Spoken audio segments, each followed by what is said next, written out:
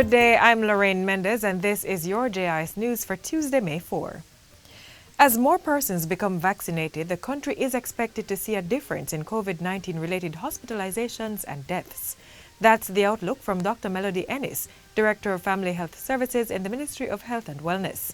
She was addressing the ministry's virtual COVID conversations last Thursday. Dr. Ennis urged patience as the country waits to see the results of vaccination, particularly among vulnerable groups such as the elderly. The vaccines will make a difference over time, but we've got to be patient.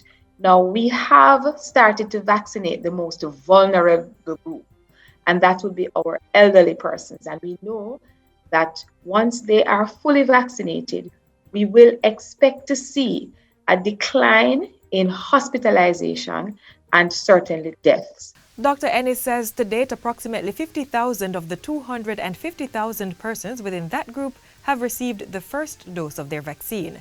This is a long way from the target, and she is urging those with second dose appointments in May to go out and be fully vaccinated.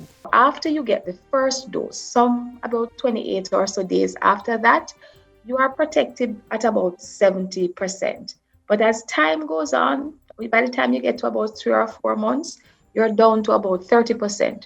So we do need the second dose to boost. Government has widened the types of foreign assets in which domestic capital and financial intermediaries are allowed to invest. This took effect on April 30. It includes corporate foreign currency debt instruments issued by entities that are registered in Jamaica and earn foreign currency.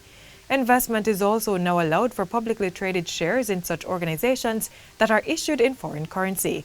These firms must attain an investment credit rating of at least good or strong by global rating agencies or the Caribbean Information and Credit Rating Services Limited. Finance Minister Dr. Nigel Clark says the targeted intermediaries are securities dealers, collective investment schemes, and pension funds. We are creating the channels through which these intermediaries will find it easier and will be guided towards deeper and deeper investments in the local economy. Minister Clark was speaking at Wednesday's virtual launch of the Caribbean Information and Credit Rating Services Jamaica office.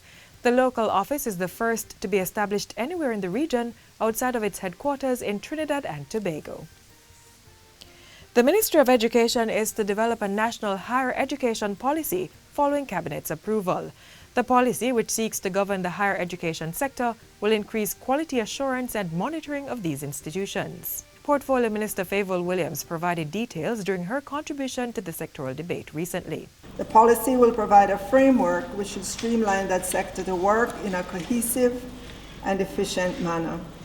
In addition, a new funding model linking national goals and imperatives such as research and labour market requirements is to be developed through this Jamaica Tertiary Education Commission. Jamaica has 3 universities, 5 community colleges, 6 teachers' colleges, 2 polytechnic colleges, and 4 workforce training institutions, which stand to benefit from the national higher education policy. Meanwhile, a revised appraisal model for teachers is being developed for implementation within the education sector. Portfolio Minister Favour Williams says the new model is being worked on by the Jamaica Teaching Council and the draft is expected to be settled soon. The difference between this one and the past one is that this one is standards-based. It demands evidence of performance and is aligned to the national standards curriculum. She says the model will be assessed every 2 years for its effectiveness as an indicator of professional practice and amended accordingly. A person of interest has been arrested in connection with the attack on 3 homeless persons on Sunday night in Kingston. Reports are that the 3 individuals were brutally beaten while asleep on the streets of downtown. This follows a similar attack on 5 homeless persons earlier this year. Mayor of Kingston, Delroy Williams, says all will be done to seek justice for the victims. We at the KSAMC, we are indeed pleased that the police have a suspect in custody in this latest incident. And we continue to work closely with the police and with other residents and stakeholders as we follow the investigation. Mayor Williams adds that keen attention will be placed on areas where the homeless converge. He says work will continue with private and non-governmental organizations for more investments in the lives of those living on the streets. We also continue to explore avenues to ensure utmost safety and care of the homeless. And finally, the mayor of Kingston is calling on adults to support children as they try to cope during the pandemic and the upcoming end of the school year.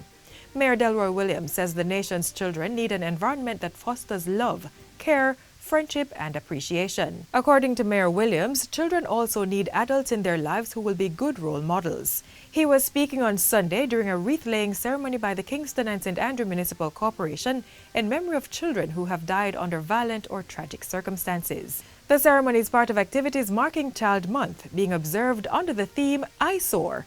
I strive to overcome adversities with resilience. And that's it for JIS News today. I'm Lorraine Mendez. Thanks for watching.